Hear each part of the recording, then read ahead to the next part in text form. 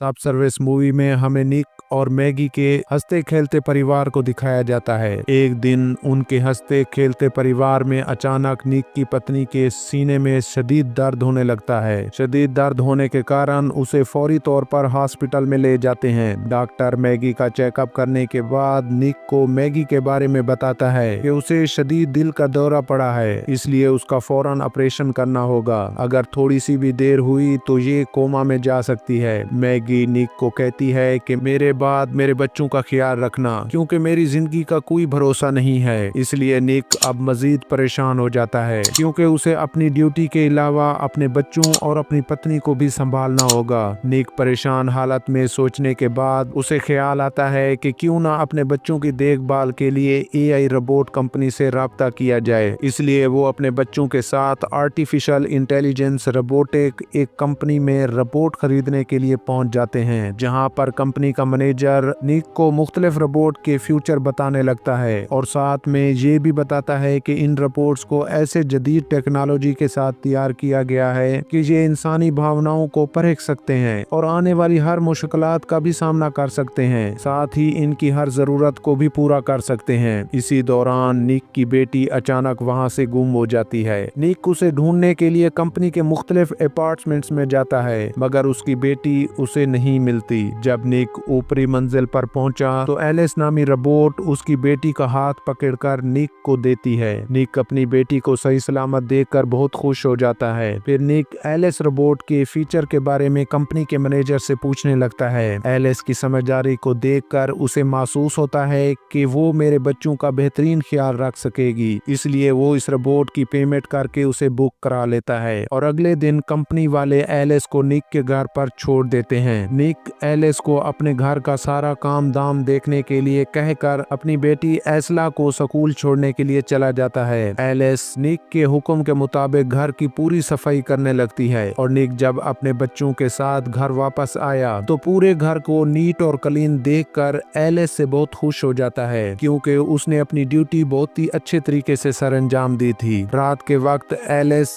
निक और एस्ला को खाना बनाकर टेबल पर देती है। खाना खाने के बाद निक और एस्ला अपने अपने रूम में चले जाते हैं। इसी दौरान निक अपने कामों में मसरूफ हो जाता है, जबकि एस्ला को भूख लगने के कारण किचन में जाकर नूडल्स का डब्बा उठाने की कोशिश करती है। इसी दौरान वो डब्बा गिरकर एस्ला के ऊपर आने ही वाला होता है कि एलिस रोबोट फौरन जाकर उसे बचा लेती है, जबकि वो डब्बा नीचे गिरने की आवाज सुनकर फौरन निक किचन की तरफ दौड़ता है। मगर जब वहां पहुंचा तो एलिस उसकी बेटी को होने वाले हादसे से बचा चुकी थी। निक ये देखकर और भी खुश हो जाता है और साथ में उसे ये भी यकीन हो जाता है कि अब उसे टेंशन लेने की कोई जरूरत नहीं है, क्योंकि ये रोबोट अच्छे तरीके से अपनी जिम्मेदारियां जानती है। अगली सुबह निक अपने ऑफिस में जाता है तो उसका बॉस सभी वर्कर को कहता है, आज के बाद तुम्हारी इस कंपनी में कोई जरूरत नहीं है, आज से इस कंपनी का काम रोबोट ही संभालेंगे। तो निक गुस्से में अपने बॉस से मिलकर कहता है कि अगर आप हम वर्कर्स को निकाल देंगे तो हम सड़क पर आ जाएंगे, लेकिन उसका बॉस उसे कहता है कि तुम फिक्र ना करो, मैंने अभी तक तुम्हें मैनेजर की पोस्ट से नहीं फारिग किया, लेकिन तुम्हारे इन निकम्मों दोस्तों को मैंने इस जॉब से बेदखल कर दिया है। निक जब घर वापस आया तो उसका चेहरा उतरा हुआ देखकर एलिस समझ जाती है कि निक आज किसी वजह से परेशान है। तो निक गैराज में अपनी गाड़ी को रिपेयर कर रहा होता है। उसी वक्त एलिस वहां आकर निक से पूछती है कि आज तुम किस वजह से परेशान हो। तो इस पर निक उसे कहता है कि हमारी कंपनी के बॉस ने हमारे सभी वर्कर्स को निकाल कर उनकी जगह आर्टिफिशियल रोबोट काम पर रख दिए हैं। अगर ऐसा चलता रहा तो वर्कर अपना घर कैसे चला पाएंगे। जिस पर एलिस निक को जवाब देते हुए कहती है कि हम इंसानों की निस्बत काम, जिम्मेदारी और सहन शक्ति ज्यादा रखते हैं, इसलिए लोग इंसानों की बजाय हमें हायर करते हैं ताकि तनख्वाह के साथ वक्त भी बचा सकें। निक ये बात सुनकर और ज्यादा टेंशन में आ जाता है। अगले दिन निक और उसकी बेटी हॉस्पिटल में अपनी मॉम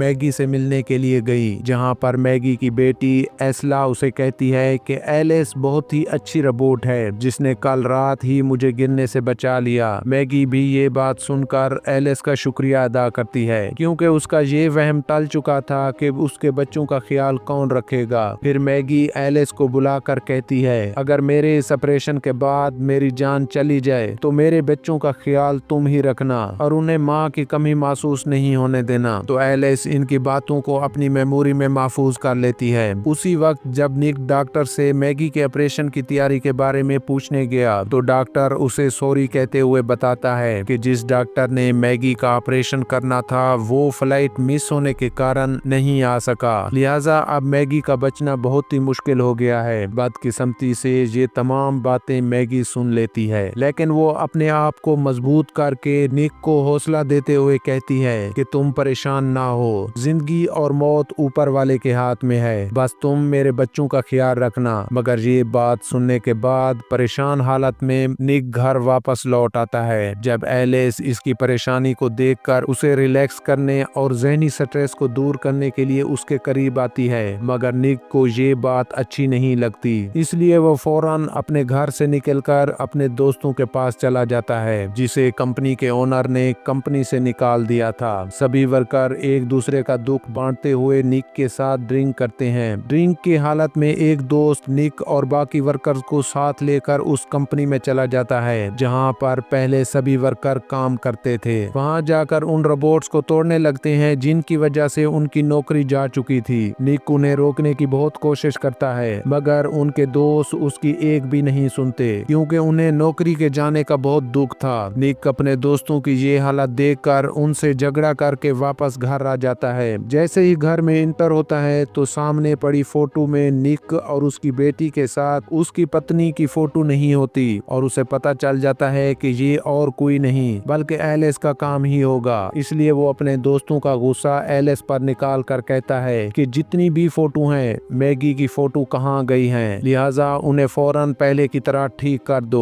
वरना मैं तुम्हें अपने घर से निकाल दूंगा। एलिस उसे कहती है कि मैं आपको ज्यादा दुखी नहीं देखना चाहती थी, मैंने सोचा कि आपको जॉब की टेंशन के साथ अपनी पत्नी और बच्चों की भी टेंशन है, इसलिए मैंने आपका बोझ हल्का करने के लिए मैगी की तस्वीर को अलग रख दिया। वैसे भी वो हमारे और आपके दिल के बहुत करीब है। ये बात सुनकर निक थोड़ा कम डाउन हो जाता है और सुबह जब निक अपने ऑफिस में आया तो उसका बॉस निक पर भड़क पड़ता है और कहता है कि कल रात तुमने ही हमारी कंपनी के रोबोट्स को तोड़ा है क्योंकि कंपनी के अंदर एंट्री का कार्ड तुम्हारा ही लगा हुआ है, जिस पर निक अपने बॉस से कहता है कि मैंने ये नहीं किया। इसी दौरान निक को हॉस्पिटल से कॉल आती है कि तुम्हारी बीवी का ऑपरेशन शुरू हो चुका है और ये ऑपरेशन कोई और नहीं बल्कि रोबोट्स की टीम सरंजाम दे रही है। लेकिन निक जैसे ही हॉस्पिटल में पहुंचा तो मैगी का ऑपरेशन पहले ही रोबोट्स ने कर दिया था और साथ ही ऑपरेशन सक्सेसफुल भी हो चुका था। मैगी अब पहले से काफी बेहतर हो चुकी थी और इसे हॉस्पिटल से डिस्चार्ज करने की इजाजत भी दे दी गई। तो निक खुशी से अपनी बीवी मैगी को अपने घर दोबारा ले आता है और मैगी भी अपने घर वापस लौटकर बहुत खुश हो जाती है। इसी खुशी के मौका पर अपने परिवार के लिए डिनर भी खुद तैयार करती है, मगर एलिस इनकी इस खुशी से खुश नहीं होती। अचानक मैगी की तबीयत दोबारा खराब होने लगती है क्योंकि डिस्चार्ज होने के बाद उसे घर के काम काज के लिए मना किया गया था। वो घर आने की खुशी में सबके लिए खाना बनाना और काम काज करने की वजह से उसकी तबीयत अचानक खराब हो जाती है, यानी कि उसे आराम की सख्त जरूरत थी। इसलिए निक मैगी को आराम करने का कहता है। मैगी जब अपने कमरे में आराम कर रही होती है तो अचानक उसकी बेटी के रोने की आवाज सुनाई देती है। मैगी ये आवाज सुनकर परेशानी की हालत में फौरन उसके रूम की तरफ दौड़ी चली जाती है। दौड़ते वक्त उसका पाँव फिसलने के कारण वो नीचे गिर जाती है। फिर एलिस फौरन पहुंचकर मैगी को उठाकर अपने रूम में ले जाती है, जबकि मैगी के गिरने की वजह ही एलिस ही होती है क्योंकि एलिस ने ही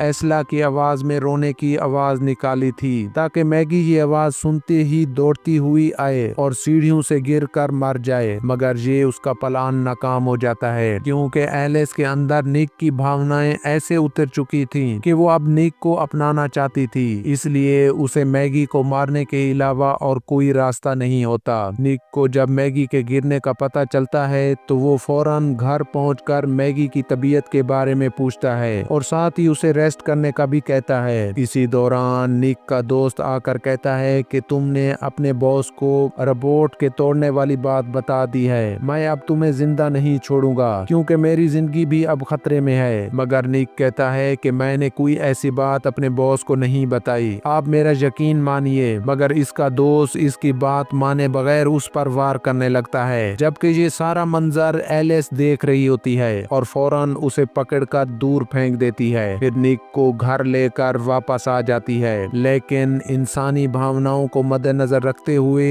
एलिस अपने मालिक निक की जान का बदला लेने के लिए उस आदमी के घर जाकर उसे मार डालती है। अगली सुबह जब निक अपने ऑफिस गया तो उसका बॉस अफसोस के साथ कहता है कि तुम्हारा दोस्त कल रात मारा गया, लेकिन अभी तक उसके मरने का कारण किसी को मालूम नहीं हो सका। निक फौरन समझ जाता है कि इसके पीछे सिर्फ एलिस ही का हाथ होगा, क्योंकि वो अपने मालिक के बचाव के लिए फीडिंग प्रोग्राम के साथ काम करते हैं। निक घर वापस जाकर एलिस को कहता है कि तुमने मेरे दोस्त को क्यों मारा, उसने तुम्हारा क्या बिगाड़ा था और मेरे हुक्म के बगैर तुम वहां कैसे गई। मगर एलिस उसकी एक भी नहीं सुनती। वो रोबोट के साथ साथ इंसानी जिंदगी को भी अपनाना चाहती थी और साथ ही ये भी चाहती थी कि हम दोनों मिलकर इस दुनिया को अपने कंट्रोल में कर सकते हैं, अगर तुम मेरा साथ दो और अपनी बीवी को हमेशा के लिए छोड़ दो। मगर निक इसकी बात से सहमत नहीं था। एलिस निक की ये ना सुनते ही फौरन उसके बेटे को उठाकर बाथरूम के टब में डबोने लगती है और ये सारा मंजर उसकी बहन देखकर अपनी मम्मी पापा को बता देती है। वो दोनों उसे बचाने के लिए वॉशरूम की तरफ जाते हैं, मगर एलिस ने अंदर से कुंडी लगा दी थी। बहुत सारी कोशिश करने के बाद दोनों वॉशरूम के अंदर जाकर एलिस को गहरी चोट पहुंचाकर अपने बच्चे की जान बचा लेते हैं। फिर निक उसे करंट से शॉक देकर अपाहिज कर देता है। इसके बाद निक एलिस की कंपनी को फौरन कॉल करके उसे यहाँ से ले जाने का कहता है। कंपनी वाले आकर निक से माजरत करते हुए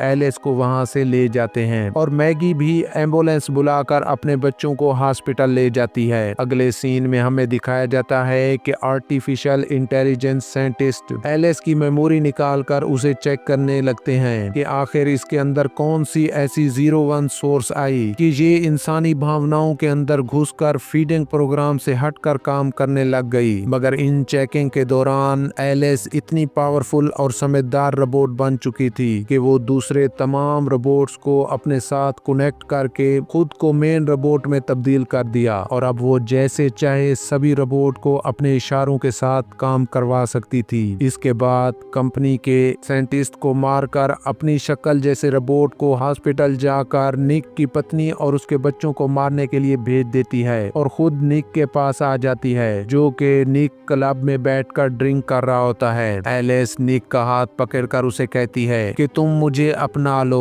वरना मैं तुम्हारे बीवी बच्चों को मार दूंगी। तो निक एलिस को अपनाने का झूठा नाटक करके उसके पावर सोर्स को निकाल कर अपनी पत्नी और बच्चों को बचाने के लिए निकल पड़ता है। और इधर एलिस ने जिस रोबोट को निक की पत्नी और बच्चों को मारने के लिए भेजा था, वो हॉस्पिटल में आकर सभी डॉक्टर्स रोबोट को अपने सिस्टम से हैक कर लेती है और मैगी के रूम की तरफ बढ़ने लगती है। मैगी जब सभी हॉस्पिटल के डॉक्टर को एक जगह पर स्टेचू देखती है तो वो अपने बच्चों को उठाकर वहां से भागने लगती है, मगर रोबोट इसका पीछा करते हुए मैगी को पकड़कर उसे मारने वाली होती है कि ऐन उसी वक्त निक अपनी गाड़ी से वहां पर पहुंचकर उस रोबोट को गाड़ी से टक्कर मारते हुए टुकड़े टुकड़े कर देता है। अब रोबोट के मरने से हॉस्पिटल के सभी डॉक्टर रोबोट्स वापस अपनी मूवमेंट्स में आने लगते हैं। निक और उसकी पत्नी को दोबारा हॉस्पिटल में एडमिट कर देते हैं। निक को जब होश आया तो उसकी पत्नी उसके सामने आकर बहुत खुश होती है और फिर से उनकी पहले की तरह खुशियों से भरी जिंदगी की शुरुआत करते हैं और यहीं पर इस मूवी का दी एंड होता है। इस तरह की नई मूवी देखने के लिए हमारे चैनल को लाइक, सब्सक्राइब और कमेंट्स करें।